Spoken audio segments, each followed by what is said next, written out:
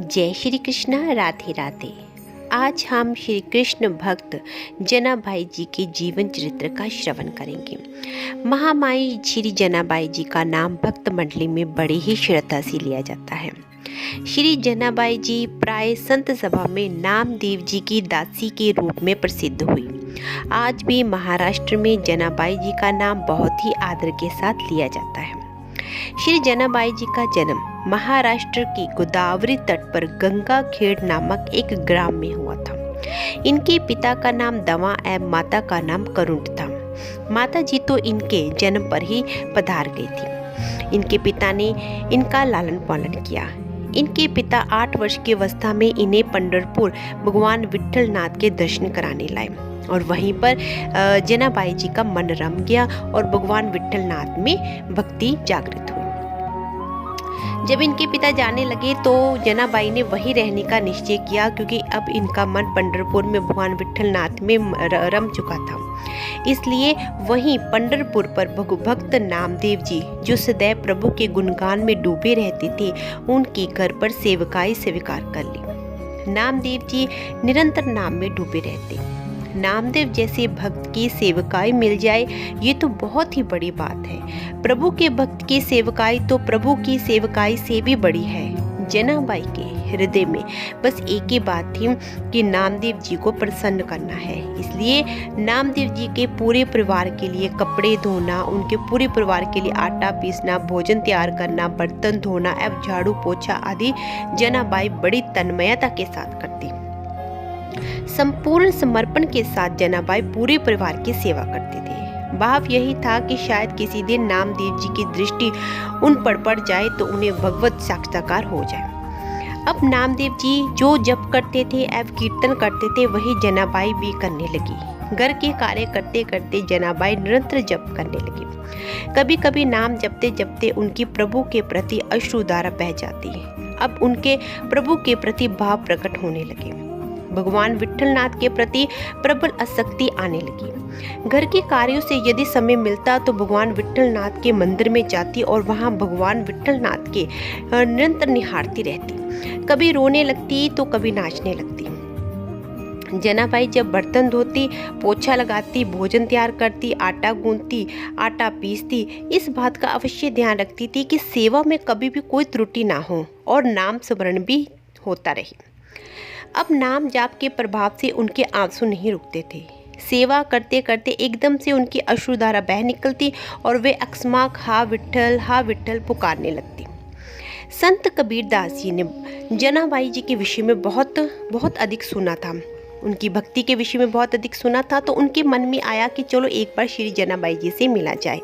इसलिए कबीरदास जी पंढरपुर में आए।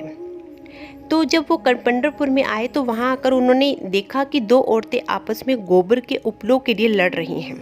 कबीर जी को बड़ी हैरानी हुई कि कोई गोबर के उपलों के लिए कैसे लड़ सकता है। अभी कबीर जी जनाबाई के बारे में पूछा तो पता चला कि जो महिलाएं लड़ रही हैं उनमें से एक जनाबाई ही है। कबीर जी अचरज में पड़ गए। कबीर ने पास में जाकर जनाबाई से कहा कि आपके उपले की क्या पहचान है। तो जनाबाई ने कहा कि मेरे उपलों से विट्ठल विट्ठल की आवाज़ आती है। तो कबीर जी ने जैसे ही जनाबाई के उपलों को कान से लगाया तो गदगद हो गए। वास्तव में उन गोबर के उपलों से विट्ठल विट्ठल की आवाज़ आती रही। इसका कारण ये था कि श्री जनाबाई जी निरंतर कोई भी कार्य करते समय श्री विट्ठल जी का नाम स्मरण करती रहती थी।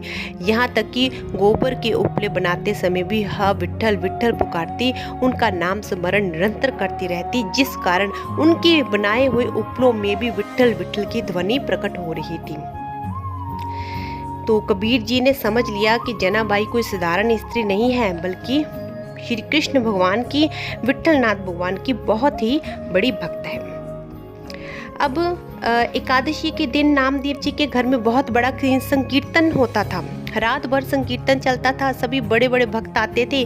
सारी रात प्रभु का स्मरण, नाम कीर्तन वगैरह चलता था। जनाबाई भी घर का सारा कार्य समाप्त करके एक और बैठ जाती कीर्तन देखने।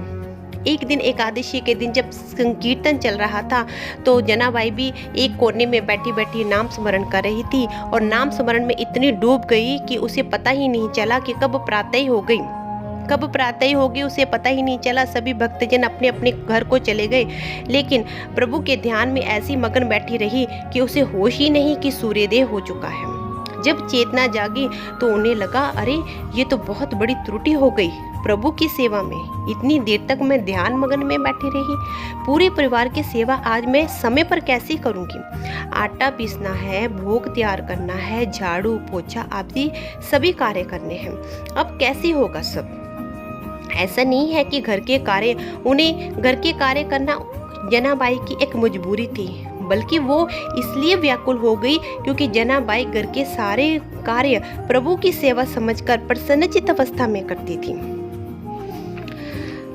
अब श्री जनाबाई जी ने सोचा, आज तो बहुत विलंब हो गया, अब सारे कार्य कैसे होंगे? श्री जनाबाई ने सोचा कि चलो पहले मैले वस्त्र धो लेती हूँ। फिर ध्यान आया कि बर्तन भी धोने हैं, प्रभु जी के लिए जल भी भरना है। तो उसने सोचा कि चलो मैं पहले वस्त्र ही धो आती हूँ। तो फिर वह जनाबाई चंद्रभागा नदी पर जाती है वस्त्र धोने के लिए। लेकिन वस्त्र धोने से पहले ही उसके मन में अनेक आशंकाएं उसको घेर लेती हैं, अन्य कार्यों की ओर उसका ध्यान चला जाता है। तभी जनाबाई और परेशान हो जाती है। तभी वहाँ पर एक वृद्धा स्त्री आती है। वह जनाबाई से कहती है कि जनाबाई, तुम घर के बाकी के कार्य कर लो, मैं नामदेव जी के परिवार के पूरे कपड़े धो देती हूँ। जनाबाई ने कहा, रहने दीजिए माता जी, आप तो वृद्धा हैं, आपसे नहीं होगा। तो वह वृद्धा कहने लगी कि जनाबाई तू चिंता मत कर, जैसे कपड़े मैं साफ करूंगी वैसे कपड़े तू भी नहीं कर सकती। अब जनाबाई कपड़े वहीं छोड़कर घर को भागी। घर आकर जल्दी जल्दी बर्तन धोए, जल भरकर रखा, झाड़ू पोंछा किया एवं भोजन तैयार किया। फिर नदी पर जाकर देखा तो सभी कपड़े बहुत अच्छी तरह से धुले हुए और फैला कर रखे हुए थे। जनाबाई ने हाथ जोड़कर उस वृद्धा का धन्यवाद किया और कहा कि हमारे विट्ठल भगवान ने हम पर कृपा करके आपको भेजा है, आपका कोटि कोटि धन्यवाद। जनाबाई ये समझ ही नहीं पाई कि वह वृद्धा स्त्री कोई और नहीं, स्वयं विट्ठल भगवान ही थे। जाते जाते उस वृद्धा स्त्री ने कहा कि जनाबाई, जब भी तुम्हें कभी आवश्यकता पड़े मुझे याद कर लेना, मैं उपस्थित हो जाऊंगी। अब जनाबाई भाव में डूब गई, क्योंकि उस वृद्धा की बातों में, उसकी मुस्कुराहट में एक अलौकिक शक्ति थी जिसने उसके हृदय को में आनंद उत्पन्न कर दिया था। लेकिन जब थोड़ी देर में जनाबाई को चेतना आई तो उसने सोचा कि मैंने तो वृद्धा से पूछा ही नहीं कि वह कौन है, उनका क्या नाम है और वह कहाँ रहती है। आसपास देखा तो वृद्धा दिखाई ही नहीं दी। अब जनाबाई व्याकुल हो गई, क्योंकि उसने सोचा कि वो वृद्धा थी, कोई नवयौवना तो थी नहीं कि जल्दी से हवा में उड़ गई। लेकिन वो वृद्धा चली कहाँ गई, तो वो सोचते सोचते व्याकुल मन में घर आ गई। जनाबाई ने सर्वप्रथम आकर श्री नामदेव जी को आज के दिन की सारी घटना बताई। नामदेव जी ने तत्काल ही कहा, अरे जनाबाई, वो तो विट्ठल ही थे, तेरी को बड़े भागनी बनाने के लिए आए। अरे विट्ठल तेरे से इतना प्यार करते हैं कि सब मैले कपड़े धो दिए। फिर संकोच भी हुआ कि कपड़े तो हमारे ही थे। नामदेव जी ने कहा कि जनाबाई, तेरे तो अहोभाग्य, कैसी तुझ पर ठाकुर की कृपा हुई। जनाबाई की व्याकुलता और बढ़ गई कि प्रभु आए भी और छलिया बन के छल गए। अब जनाबाई रोने लगी कि मेरी खातिर प्रभु को कष्ट हुआ और इतने सारे कपड़े धो दिए। अब तो जनाबाई के साथ रोज लीलाएं होने लगी। चक्की पीसते पीसते जनाबाई पद गायन करती थी, नाम स्मरण करती थी, और जब नाम स्मरण करते करते भाव में डूब जाती तो चक्की रुक जाती। तो साक्षात प्रभु आकर चक्की पीसते ताकि उसके कार्य में त्रुटि ना हो, उसके कार्य में रुकावट ना हो, सेवा में त्रुटि ना रह जाए, इसलिए प्रभु चक्की पीसते हैं। जहाँ जहाँ जनाबाई झाड़ू लगाती तो टोकरी में प्रभु कूड़ा इकट्ठा करने जाते। आगे आगे जनाबाई सूनी लगाती तो पीछे पीछे कूड़े का टोकरा लिए प्रभु आते रहते। भक्त की भक्ति से प्रभु कैसे अधीन हो जाते हैं। विट्ठल प्रभु यही कहते कि हे जनाबाई, मैं तो तेरा ऋणी हूँ, क्योंकि तू मेरे परम प्रिय भक्त नामदेव जी की सेवा करती है, इसलिए मैं तुझसे कभी ऋणी नहीं हो सकता। जनाबाई ने स्वयं कहा, जब से वह नामदेव जी की दासी बनी तो वह हर समय विट्ठल भगवान को अपने आसपास पाया। प्रभु केवल नामदेव की दासता के कारण मेरे आगे पीछे डोल रहे हैं। जनाबाई अक्सर विट्ठल भगवान के मंदिर में जाया करती थी। एक दिन भगवान विट्ठल जी का एक कीमती गहना चोरी हो गया और लीला कुछ ऐसी हुई कि सारा संदेह जनाबाई पर ही चला गया, क्योंकि मंदिर में ज्यादातर आना जाना जनाबाई का ही रहता था। अब ये बात सब और फैल गई। सब कहने लगे कि भक्त तो बहुत बनती है, पर देखो प्रभु के ग्रीवा का अमूल्य रत्न चुरा लिया। जनाबाई ने बहुत बार कहा कि भला मैं ठाकुर जी का अमूल्य रत्न क्यों चोरी करूंगी। जनाबाई ने शब्द खाकर कहा कि मैंने चोरी नहीं की है, परंतु ये प्रभु की ही लीला थी कि किसी ने उन पर विश्वास ही नहीं किया। और बात राजा तक पहुंच गई। जब राजा को इस बात का पता चला तो राजा ने निर्णय लिया कि जनाबाई को सूली की सजा दी जाए। अब चंद्रभागा नदी पर सूली की व्यवस्था की गई। ऐसी परीक्षा का दिन हर भक्त के जीवन में अवश्य आता है। जब जनाबाई को सूली पर चढ़ाने के लिए ले जा रहे थे तो उन्होंने यही कहा कि हे विट्ठल भगवान, यदि आपकी ऐसी ही इच्छा है तो मुझे खुशी खुशी स्वीकार है। वो विट्ठल विट्ठल पुकारने लगी और प्रभु का स्मरण निरंतर करती जा रही थी। जैसे जैसे वो विट्ठल विट्ठल बोलती, सूली पिघलती जाती और धीरे धीरे सारी सूली पानी पानी हो गई। इससे लोगों ने जान लिया कि जनाबाई कोई साधारण स्त्री नहीं है, बल्कि भगवान की बहुत बड़ी भक्त है।